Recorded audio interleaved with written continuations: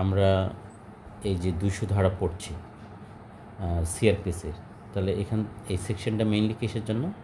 যে যখন একটা অপরাধ সংগঠিত হবে, সে অপরাধের তুমি মামলা করতে চাও, থানায় গেছো, থানায় মামলাটা নিচ্ছে না, বা একটা এমন অপরাধ সংগঠিত হলো যেটা অধার্তক অপরাধ, যেটার মামলা থানায় করা যায় না, তাহলে এই উভয় ক্ষেত্রে মানে ইন বোথ দ্য কেসেস তখন তুমি কোথায় যেতে পারবা? তুমি যেতে পারবা ম্যাজিস্ট্রেট কোর্টে যেতে পারবা। কারণ আমরা ইতিপূর্বে জেনেছি কি যে একটা অপরাধের মামলা দুইভাবে শুরু করা যায়, একটা ক্রিমিনাল অপরাধের মামলা দুইভাবে শুরু করা যায়, মনে আছে? With the local police station, বলো, আর with the court of magistrate. Okay, police station. তো এখন তুমি গেলা একটা কমপ্লেন পিটিশন নিয়ে। তো এখন এই যে তোমার অপরাধটা সংগঠিত হয়েছে, এটা তোমাকে ইন রাইটিং দিতে হবে ম্যাজিস্ট্রেটের কাছে। এইটা ইন রাইটিং দেওয়াটার নামই হলো কমপ্লেন। ইন রাইটিংটা দেওয়ার নামে হলো কমপ্লেন। তাহলে এই কমপ্লেনটে তুমি কি লিখবা? লিখবা যে অপরাধটা কে সংগঠন করেছে, কোন তারিখে সংগঠন করেছে, কতটার সময় সংগঠিত করেছে, কোন জায়গায় করেছে, এবং এই অপরাধের দ্বারা তোমার শরীর কি কি ক্ষতি সাধন করছে, বা তোমার সম্পত্তির কিভাবে ক্ষতি সাধন করছে, চুরি করছে নাকি ডাকাতি করছে, এক্সেট্রা। এই বর্ণনাটা দিতে হবে, এবং এটা কে দেখেছে, এর সাক্ষীকে, তারও নাম দিতে হবে। এইভাবে লিখিতভাবে একটা তোমাকে নালিশি দরখাস্ত বা কমপ্লেন পিটিশন রেডি করতে হবে। তখন এই কমপ্লেন পিটিশনটি নিয়ে তুমি মনে করো সিরাজগঞ্জ কোর্টে গেলা, গিয়ে তুমি ওইখানে তোমাকে অনেকগুলো ম্যাজিস্ট্রেট আছে, তাহলে তুমি ম্যাজিস্ট্রেট কোর্টে গিয়ে এখন কোথায় এটা দায়ের করবা? তাহলে তোমাকে দেখতে হবে যে কমপ্লেইন্টে বর্ণিত অপরাধটা কোন থানায় সংগঠিত হয়েছে। যেমন ধরো তুমি মনে করলো যে অপরাধটা বেলকুচি থানায় সংগঠিত হয়েছে, তাহলে তোমাকে ওই বেলকুচি থানার যে কগনিজেন্স কোর্ট আছে সেখানে যেতে হবে। এই যে কগনিজেন্স কোর্ট আমরা বললাম, অপরাধ বিচারার্থ গ্রহণ করে যে আদালত, সেটাকে বলা হয় কগনিজেন্স কোর্ট।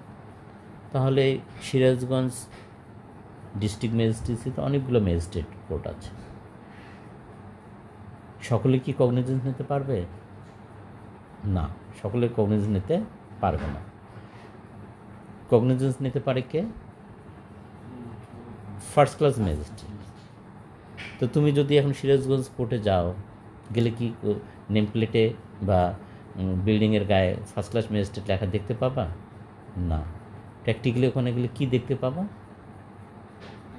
আমলি আদালত 1, অথবা আমলি আদালত 2, অথবা আমলি আদালত 3, অথবা কখনো লেখা থাকবে আমলি আদালত ক অঞ্চল, খ অঞ্চল, গ অঞ্চল।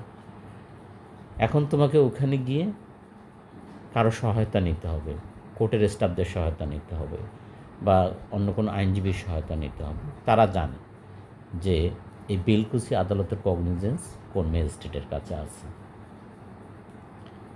তাহলে এই বেলকুচি বা অন্যান্য থানার, মানে এখানে যতজন ম্যাজিস্ট্রেট আছে সকলের যেহেতু কগনিজেন্স পাওয়ার নেই, কোনো কোনো ম্যাজিস্ট্রেটকে এই কগনিজেন্স দেওয়া হয়েছে। এইটা হলো সাধারণত ওখানে গিয়ে যেটা দেখা যাবে, এটা হলো সিনিয়র জুডিশিয়াল ম্যাজিস্ট্রেট, তারা কগনিজেন্স কোর্ট পরিচালনা করে, প্রিজাইড করে। ওকে, তাহলে এই যে কগনিজেন্স কোর্ট যে প্রিজাইড করতেছে সিনিয়র জুডিশিয়াল ম্যাজিস্ট্রেটরা, তাহলে তোমাকে খুঁজে বের করতে হবে যে যেহেতু অপরাধটা সংগঠিত হয়েছে বেলকুচি থানা এরিয়ার মধ্যে, এতে বেলকুচি থানার যে কগনিজেন্স কোর্ট আছে সেখানে গিয়ে এটা নিয়ে যেতে হবে। তাহলে এখন তুমি খুঁজে পেলা বেলকুচি কগনিজেন্স কোর্ট বা আমলি আদালত, তাহলে ওর গিয়ে পেশকারের হাতে দিতে হবে কমপ্লেনটা। তখন উনি এটা তার কাছে একটা রেজিস্টার আছে, রেজিস্টারে এটা অন্তর্ভুক্ত করবে, অর্থাৎ লিখবে, সেখানে একটা নাম্বার পড়বে। এরপরে তোমাকে এজলাসে ওয়েট করতে হবে। এজলাসে যখন এই কগনিজেন্স ফাইল ধরবে ম্যাজিস্ট্রেট, তখন তোমার নাম্বারটা ডাক পড়বে যে এত নাম্বার পিটিশন কেস। তখন মনে করো তুমি কমপ্লেনে, তোমার হয়তো লয়ার আছে, লয়ার থেকে তোমার লয়ারও দাঁড়ায় যাবে, তখন তোমাকে লয়ার বলবে যে আপনি ডকে দাঁড়ান। তো ডকে দাঁড়ালে তখন ম্যাজিস্ট্রেট, এই যে 200 ধারার কথা আমরা বলতেছি, সিআরপিসি 200 ধারা, এই অথরিটি ম্যাজিস্ট্রেটের আছে। ম্যাজিস্ট্রেট তোমাকে এক্সামিন করবে, কমপ্লেনেন্টকে এক্সামিন করবে। যে যেমন ধরো বললো যে আপনি এই কগনিজেন্স কমপ্লেন দাখিল করছেন, যে হ্যাঁ, তো বলেন তো কী হয়েছে। বলে যে আমার গরু চুরি গেছে। যে কোন তারিখে? যে গত 5ই ফেব্রুয়ারি। কতটার সময়? যে রাত 1টার সময়। কীভাবে গরু চুরি গেল? যে আমার গোয়ালঘর থেকে গরু চুরি নিয়ে গেছে। তো এটা কীভাবে চোর প্রবেশ করলো আপনার গোয়ালঘরে? যে বেড়া কেটে ঢুকেছে, বা শীত কেটে ঢুকেছে, বা তালা ভেঙে ঢুকেছে। তো তারপর আপনি টের পেলেন কীভাবে? যে সকালবেলা আমি উঠে দেখি আমার ঘরে গরু নাই, অথবা রাতের কোনো এক পর্যায়ে আমি যখন চেক করছি যে দেখলাম যে গরু নাই। এই যে এইভাবে জিনিসগুলো তোমাকে জিজ্ঞাসাবাদ করবে, করে ম্যাজিস্ট্রেট কিন্তু তোমার কথাগুলো লিখবে, লিখে তিনি নিজে স্বাক্ষর করবেন। এই যে এক্সামিন করলো by asking different questions to find out the truthfulness of the complain. তারপরে তোমারও স্বাক্ষর নেবে অ্যাজ এ কমপ্লেনের। লিখে যদি ম্যাজিস্ট্রেটের মনে হয়, কি মনে হয় যে কমপ্লেনটা সত্য, তাহলে ম্যাজিস্ট্রেট কী করবে? সঙ্গে সঙ্গে কগনিজেন্স নেবে, অপরাধটা বিচারার্থ গ্রহণ করবে, করে এই যে তুমি যাদের বিরুদ্ধে অভিযোগ করছো, যাদের আসামি বানিয়েছো তোমার নালিশি দরখাস্তে, তাদের বিরুদ্ধে ওয়ারেন্ট দেবে অথবা সমন দেবে।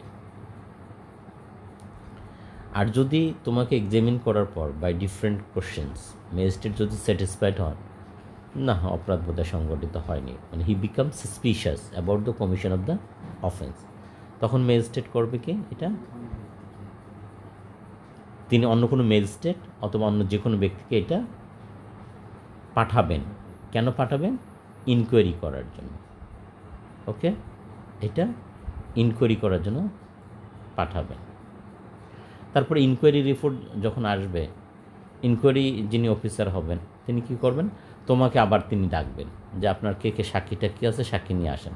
তাদের জবানবন্দিগুলো সে লিখবেন, লিখে একটা তিনি আবার ম্যাজিস্ট্রেটকে রিপোর্ট করবেন যে স্যার, হ্যাঁ আমি এরকম, আমাকে বলছিলেন এই অপরাধ, এই অভিযোগটা সত্য কি মিথ্যাতে নির্ণয় করার জন্য আমি গত 3 তারিখে কমপ্লেনেন্টকে তার সাক্ষী সাপোর্ট নিয়ে ডেকেছি, আমি তাদের জবানবন্দি রেকর্ড করেছি, করে আমার কাছে মনে হয়েছে যে তার গরু চুরি গেছে, তার অভিযোগটা সত্য।